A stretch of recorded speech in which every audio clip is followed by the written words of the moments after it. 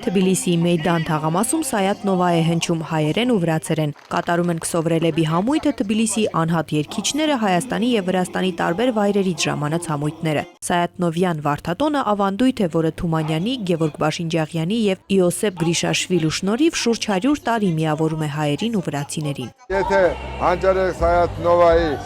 դիվանը ձեռագիրը գտնվում է Երևանում, ապա նրա սիրտը գտնվում է Թիֆլիսում, հայոց եկեղեցու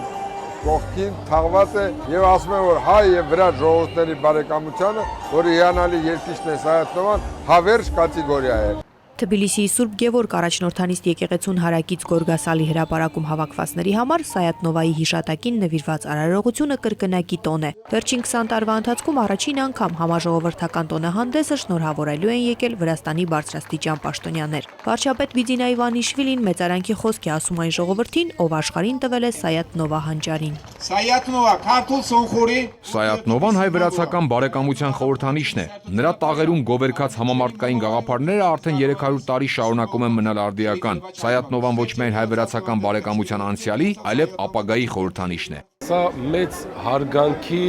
ուշադրության